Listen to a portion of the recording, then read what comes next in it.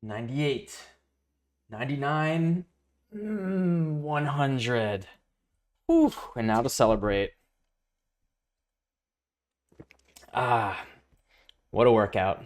Let's play some Path of Exile and relax. All right, can't wait to relax with a game of Path of Exile. I have a nice Ground Slam Berserker, optimized to use a bunch of war cries. Let's see how this goes on my fingers.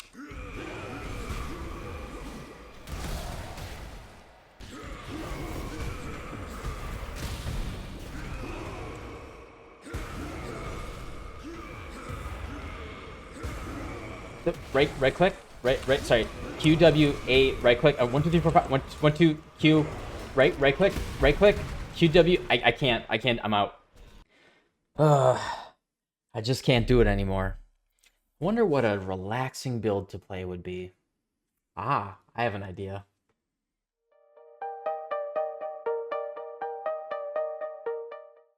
Hello, friends, subscribers, future subscribers. I had to try anyway. So hopefully that intro had you interested, your interest a little peaked there, and you kind of feel like I do when it comes to pressing a lot of buttons and Path of Exile and the way this game works. And I brought it up in my previous video about Valdo's Rest, and then and then my video after that about relieving the wrist strain. It's a meme out there on Reddit and everything right now, but it's honestly it's one of the memes that I actually really do I really do agree with. I think as someone who has had wrist problems their whole life from going up doing sports and stuff and having injuries there, I really think that it's important to pay attention to how stressful something is on your body especially when you're playing a video game, repetitive strain injury, all that. And for me, it's really important for a build to just feel good and not clunky anyway. And especially with mechanics like Ultimatum, the important thing is to make sure that you can get your damage out there safely before all of the super frenzied monsters can just swarm you and kill you anyway. So what is the build? It is a Holy Relic Guardian. You might see by my hit points that he is not very squishy. You might see by my defenses that he is not very squishy. And you might see by the fact that I am a Guardian that I am very much not very squishy.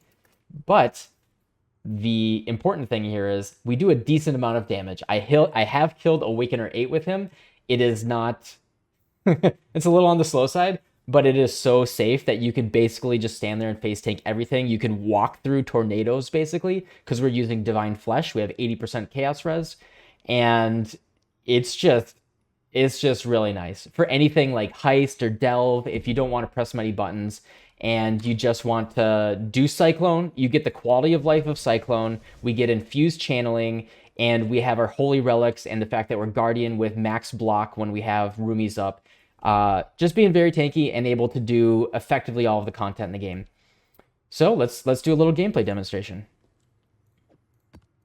So this is an atoll that I just rolled up. It's got a number of difficult mods on it. So it's indicative of not a joke map. It's got crit strike. It's got enfeeble. It's got less AOE, less curses. And let's just do an ultimatum and just show what that looks like. I think that this basically just speaks to all you have to do and all you have to worry about and how easy it is. Just watch my hit points. All I do is I pop my Flasks every little bit. I just hit 1, 2, 3, 4. And other than that, I'm just holding down my Cyclone. When I want to kill like a big single target monster, I will press Signal Prey, and that will make my Holy Relics do more damage to it. But other than that, that is the entire content of this character. He does roughly 2 million DPS, which is enough to do everything in the game. And hopefully this sells you on it. It's one of those builds where obviously it's not sexy. There's nothing super crazy about it, but I've had so many people come to me this league just asking for like, what is a really good tanky boss killer? What is something? I'm a newer player to the game. I don't have a ton of currency. How do I just make this thing work? How do I make this game work? How do I make it fun?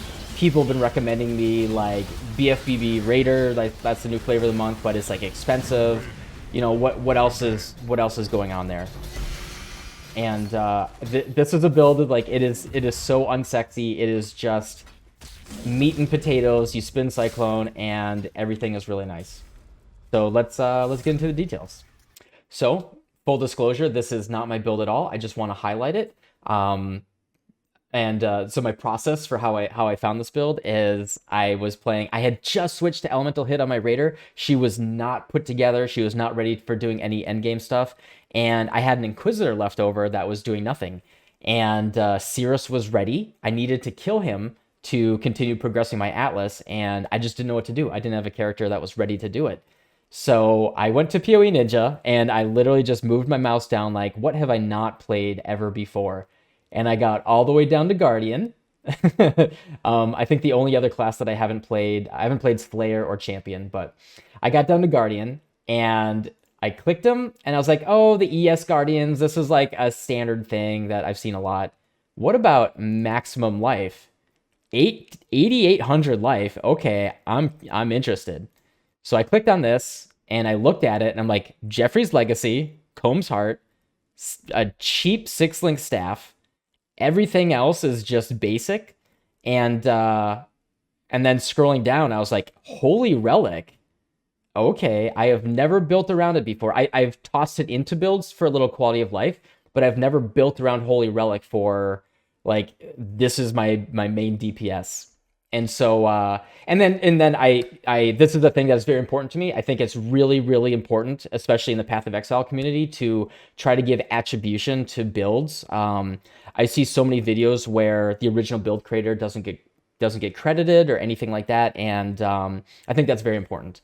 And so what I did is I just typed in PoE Holy Relic Guardian, and I found this Mussolini's Holy Relic Guardian, and it's got 88 pages. It's a very known build. He posted this in 2019, so he's been working on this build for a while, and he's updated it for Ultimatum and everything. And so like, my build is 95% the same as this.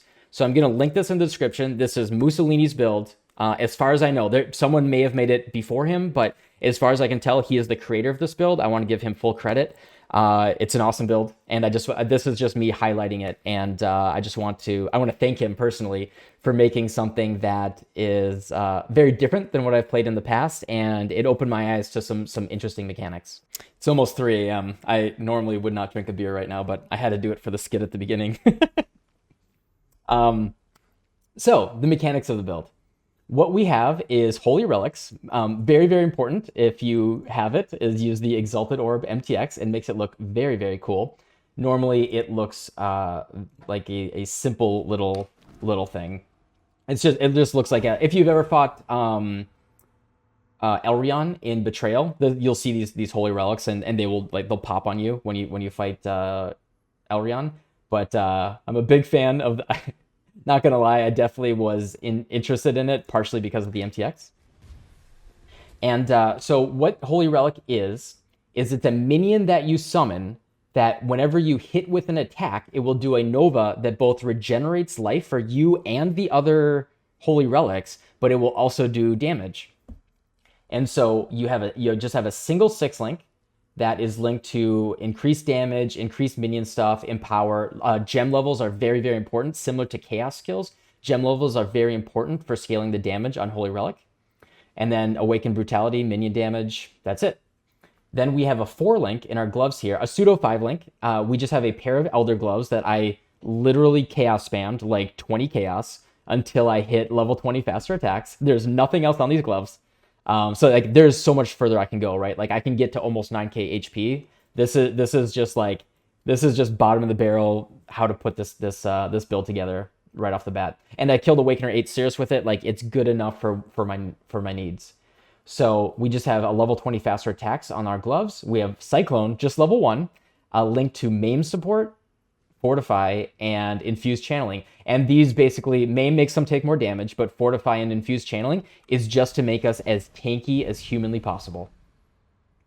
We have a level 20 cast 1 damage taken, linked to Molten Shell, and then a single Vitality, which is working with we have a Watcher's Eye that has increased life recovery when affected by Vitality. That's very nice for just being tankier. And so our focus with this build is scale minion damage through getting gem levels and just flat minion damage or increased minion damage wherever we can get it.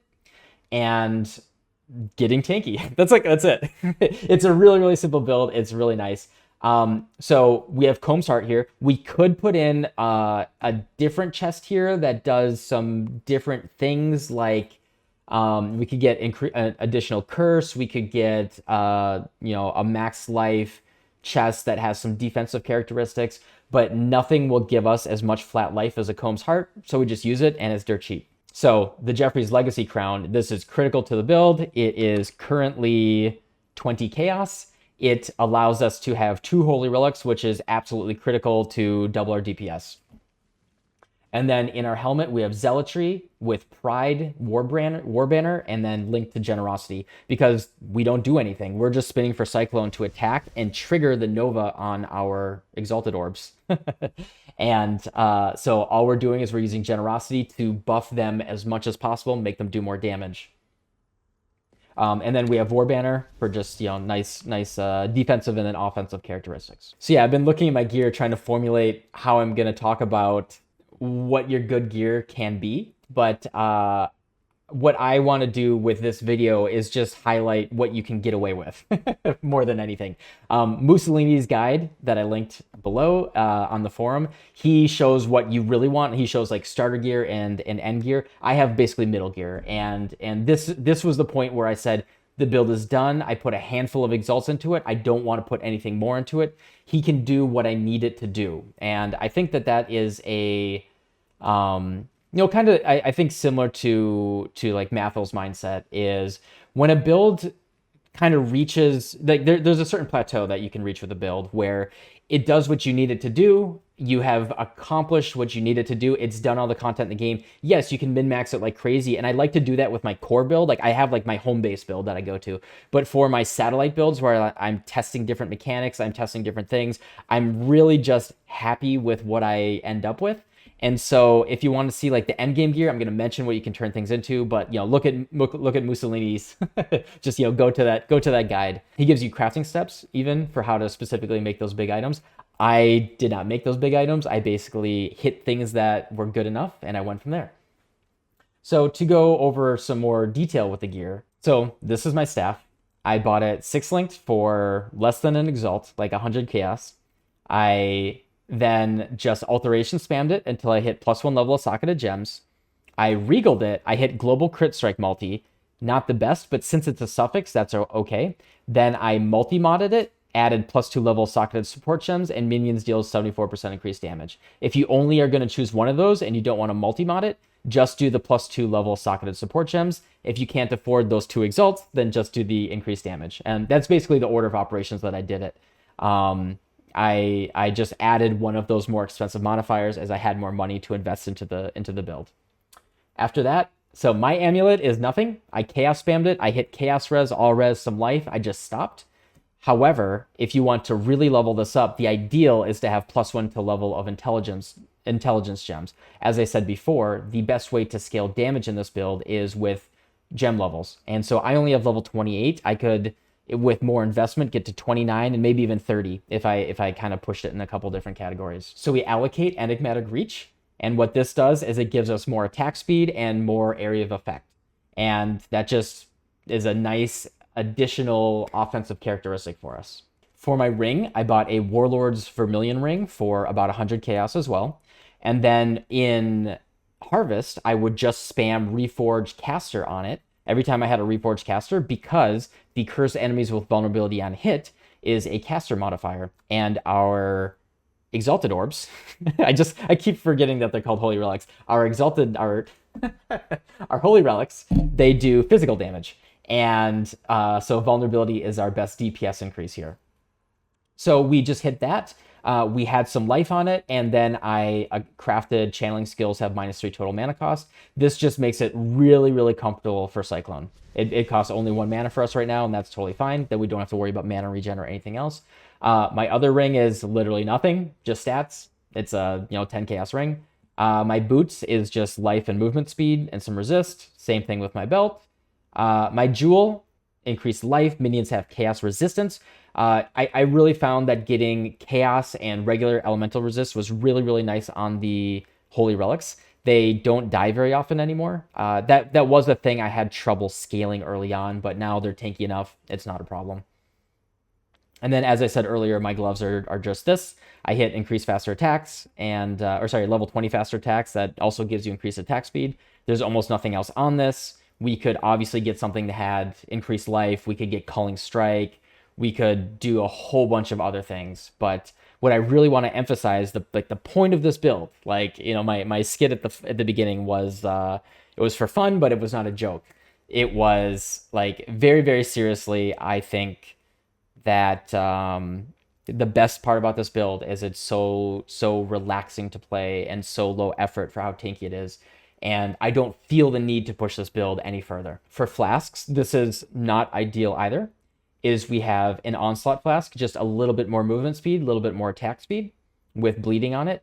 Very, very cool thing about this build is this is the first time I've ever been able to use Forbidden Taste in a build. Is because we use Divine Flesh and we have capped 80% Chaos Res, we get almost 90% of our life back when we use the Forbidden Taste. So like it is the best oh shit button that I've ever had in like basically any build. It is so much better than a panicked or a bubbling flask, regular life flask. You press this button and your life just immediately goes to max. It's pretty incredible. And because we have the 80% chaos res, the 8% max life taken as chaos damage per second is irrelevant. We don't even notice it. Like we out regen that chaos damage. It's pretty awesome. Really hard to beat Rumis. I could divine this better, of course, but Rumis is just incredible. We are a block-based build. It just makes us tanky. This is like best in slot. And then I'm also using a Basalt Flask. We're just looking at getting even tankier.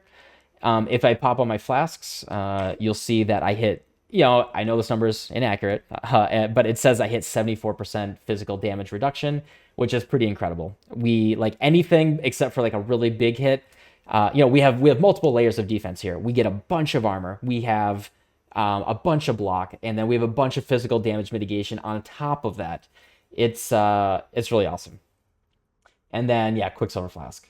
So that's the flask setup. Very, very simple. Big shout outs to Mussolini for how, I don't know if I want to say elegant, you know, it looks a little messy, but how focused the build is in regards to the passive tree. I really respect passive trees that know what they're doing. And I think the themes of this build are very well focused. So the crux of this is we are looking for life, minion damage, blocking with our staff, and if we can get it, attack speed or any other defensive characteristics. And that's really all we're looking for here. There isn't much else to it. So we go for everything that is reasonable for minion damage, you know, Righteous Army, Grave Pact, stuff like that. We have two large cluster jewels that are minions. Not entirely critical, like, so it well, critical as you scale up later. It's really kind of the best source of minion damage further down the road. But as you're getting started, you can do something like while wielding two-handed weapons, large cluster jewels, and find ways to scale attack speed and block, and just make yourself tankier until your damage gets higher. Yeah, going down to life, going down to life, going down to life. You know, very, very focused, right? Going down to life. A little bit of reservation here, and then another large cluster jewel with just minion damage. There's nothing here. I have Feasting Fiends on both of these. Just minion damage and keeping your minions tankier. Nothing else to it. We just fill up every slot we can with jewels that have increased life, increased minion damage, stuff like that. Increased chaos damage, very, very important because we use Divine Flesh here, is to cap our chaos damage. And so this is my first time really using Divine Flesh in any serious capacity. It's a very, very neat node. So it means your energy shield does nothing. However, 50% of elemental damage is also taken as chaos damage. The cool thing about this is because we have 80 chaos res, half of the elemental damage that we take goes against that 80%, right? Instead of the 75%. So it's like effectively we get a couple more points on all of our elemental resistances as well. It's just incredible quality of life against all elemental and chaos damage. So this just makes us really, really tanky for this style of build. Big fan of it if you can fit it into your build. Other than that, just getting everything with minion damage, everything with life. Same thing here, minion damage. So I have one medium cluster jewel with Master of Command and Replenishing Presence. Master of Command is very important actually. And if I got 3 more levels, what I would do is get another Master of Command here. The nice thing about this is it allows us to reserve War Banner. Without one Master of Command, we can't reserve it and we're kind of stuck. So I recommend, this is kind of very important in my opinion, is getting one of these, but you can play with the other node here. I like Replenishing Presence. I just like regenerating a lot of life. And then we have a Watcher's Eye that is very well rolled actually. I didn't even realize. Damn, basically it's perfect. Wow, nice. We have a Watcher's Eye. The only thing we care about here is increased life recovery rate while affected by vitality. This is just a really good bonus with our regeneration, with our forbidden taste here. If we had any leech, stuff like that, it just allows us to recover our life a lot better. And yep, that's the entire passive tree. Nothing here is crazy. Like if it says staff, if it says minion, if it says life, get those nodes. And that's basically the general philosophy to it. It's nice and focused. It's a good passive tree. So yeah, don't want to go crazy talking your ear off or anything. This is obviously a build that's kind of niche. It's a build for the right type of discerning player that is looking for this playstyle. I know it's not for everyone. This is my character that I load up when I just want to do ultimatums, like farming for the Taskmaster. Who knows when he's going to show up, right?